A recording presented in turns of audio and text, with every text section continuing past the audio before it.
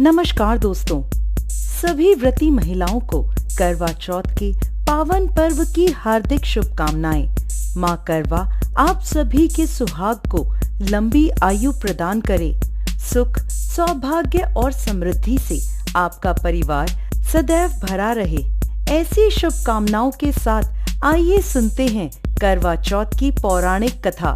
बहुत समय पहले की बात है। एक साहूकार के 7 बेटे थे और उनकी एक बहन करवा थी। सभी सातों भाई अपनी बहन से बहुत प्रेम करते थे, यहाँ तक कि वो पहले उसे खाना खिलाते और बाद में स्वयं खाते थे। एक बार उनकी बहन ससुराल से मायके आई हुई थी। शाम को भाई जब अपना व्यापार व्यवसाय बंद कर घर आए तो देखा उनकी बहन बहुत व्याकुल थी। सभी भाई खाना खाने बैठे और अपनी बहन से भी खाने का आग्रह करने लगे, लेकिन बहन ने बताया कि आज उसका करवा चौथ का निर्जला उपवास है और वह भोजन सिर्फ चंद्रमा को देखकर उसे अर्घ देकर ही खा सकती है। क्योंकि चंद्रमा अभी तक नहीं निकला, इसलिए वो भूख प्यास से व्याकुल हो उठी है। सबसे छोटे भाई से अपनी बहन की ऐसी हालत देखी नहीं जाती और वह दूर पीपल के पेड़ पर एक दीपक जलाकर चलने की ओट में रख देता है। दूर से देखने पर ऐसा प्रतीत होता है कि जैसे चतुर्थी का चंद्रमा उदित हो रहा हो। इसके बाद भाई अपनी बहन को बताता है कि चंद्रमा उदय हो गया है, तुम उसे अर्घ देने के बाद भोजन कर सकती हो। बहन खुशी के मारे भाभियों के पास भागी भागी गई और कहने लगी, भाभी भाभी चलो, चंद्रमा उदय हो गया, अर्घ देकर व्रत खोलते हैं। सभी भाभियां बोली, नहीं नहीं बहन, ये तो तुम्हारा चंद्रमा निकला है, तुम इसे अर्घ दे दो, हमारा चांद तो बाद में निकलेगा। बहन के कुछ समझ नहीं आया, परंतु भाइयों के कहने पर वो सीढ़ियां चढ़ चंद्रमा को देखती है, उसे अर्घ देकर खाना खाने बैठ जाती है। पहला निवाला मुंह में रखती है तो उसे छींक आ जाती है। दूसरा निवाला मुंह में रखते ही उसमें बाल निकल आता है और जैसे ही तीसरा निवाला मुंह में रखती है कि उसके ससुराल से उसका बुलावा आ जाता है कि जल्द से जल्द वो अपने घर पहुँचे। माँ बेटी को विदा करने के लिए बक्सा खोलती है तो उसमें काले और सफेद कपड़े निकलने लगते हैं। यह देखकर वो घबरा जाती है और बेटी से कहती है कि बेटा, रास्ते में जो भी बड़ा, बूढ़ा या छोटा बच्चा मिले सबके पैर छूती जाना। जैसे ही कोई पूर्ण आशीर्वाद देकर बूढ़ सुहागन होने का कहे तो अपने पल्ले पर गांठ बांध लेना। वो अपनी माँ के कहे अनुसार करती है, परंतु कोई उसे सदा सुखी रहो तो कोई सदा सौभाग्यवती रहो तो कोई पुत्रवती हो ऐसा आशीर्वाद देता है। कोई भी उसे पूर्ण आशीर्वाद नहीं देता। जैसे ही वो अपने ससुराल पहुंचती है तो घर के आंगन में छोटी ननद मिलती है। वो छोटी ननद के पैर छूती है तो छोटी ननद उसे आशीर्वाद देती है, सदा सौभाग्यवती रहो, सदा सुखी रहो, दूधो नाव पूतो फलो, बूढ़ सुहागन हो। ये आशीर्वाद सुनते ही वो अपने पल्ले पर गांठ बांध देती है और अंदर जाती है। जैसे ही अंदर जाती है तो अपने पति का मृत शरीर देखती है। उसे देखते ही वो जोर जोर से रोने लगती है। अब जैसे ही उसके पति को अंतिम संस्कार के लिए ले जाने लगते हैं तो वो जिद कर उनके साथ जाने को कहती है। सभी उसे अपने साथ ले जाते हैं। चिता को अंतिम अग्नि देने का समय होता है तो वह अपने पति को जलाने नहीं देती। परेशान होकर सभी लोग उसे शमशान में एक झोपड़ी डलवा देते हैं।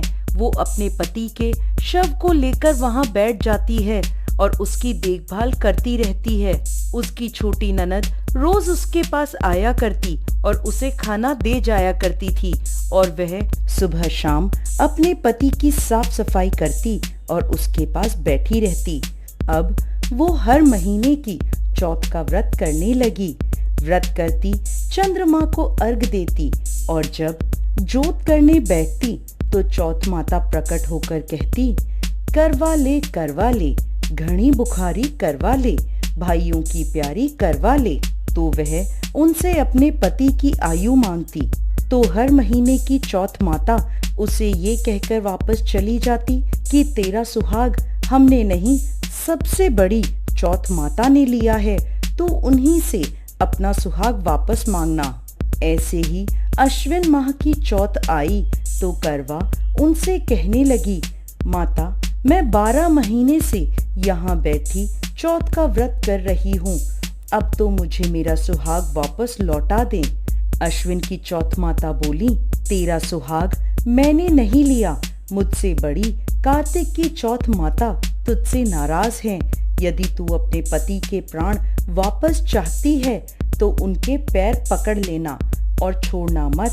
16 श्रृंगार का सारा सामान तैयार रखना। ऐसा कहकर अश्विन की चौथ माता अंतर्ध्यान हो गईं। अब जब कार्तिक की बड़ी चौथ माता आई तो करवा ने अपनी छोटी ननद से 16 श्रृंगार का सुहाग का सारा सामान मंगवाया। जब ननद ने जाकर माँ को यह बात बताई तो सास बोली, लगता है पागल हो गई है, जो मांगती है दे आ। छोटी ननद सुहाग का सारा सामान लेकर करवा को दे आती है। अब वह करवा चौथ का व्रत रखती है, चंद्रमा को अर्घ देती है और जैसे ही जोत करती है तो कार्तिक की बड़ी चौथ माता प्रकट होती हैं और कहने लगती हैं, करवा ले, घनी बुखारी करवा ले, 7 भाइयों की प्यारी करवा ले, दिन में चांद उगाने वाली करवा ले। उसने चौथ माता के पैर पकड़ लिए और बोली, माँ मेरा सुहाग मुझे वापस लौटाओ। ये सुन चौथ माता बोली, अरे तुझे सुहाग से क्या काम, तू तो बहुत भूखी है, 7 भाइयों की प्यारी बहन है। इस बात पर करवा कहने लगी, नहीं माता, मुझसे बहुत बड़ा पाप हो गया, मेरे सुहाग को मुझे लौटा दो। मैं आपके पैर तब तक नहीं छोड़ूंगी जब तक आप मेरा सुहाग मुझे वापस नहीं लौटाती। यह सुनकर चौथ माता ने करवा से एक एक कर सुहाग का सारा सामान मांगा और करवा उन्हें सारा सुहाग का सामान देती गई। तब चौथ माता उससे कहने लगी, तुझे जरूर व्रत करने की सारी विधि कोई समझा कर गया है। तो करवा कहने लगी, माता मुझे तो हालात ने सब कुछ समझा दिया, आप बस मेरा सुहाग मुझे वापस लौटा दे। तब चौथ माता ने अपनी आंखों से काजल निकाला, उंगलियों से मेहंदी, मांग से सिंदूर और इन सब को करवे में घोल दिया और उस जल से उसके पति को छींटा लगाया। छींटा लगाते ही उसका पति जीवित हो गया। जाते जाते चौथ माता उसकी झोपड़ी पर लात मार गईं, जिससे उसकी झोपड़ी महल में बदल गई। करवा के सब सुख आनंद हो गया। शाम को जब छोटी ननद भाभी के लिए खाना लेकर आई तो देखती है कि भाभी की झोपड़ी तो कहीं है ही नहीं, उसकी जगह एक बड़ा सा सुंदर सा महल खड़ा है। उधर खिड़की में बैठी करवा छोटी ननद के आने की प्रतीक्षा कर रही थी।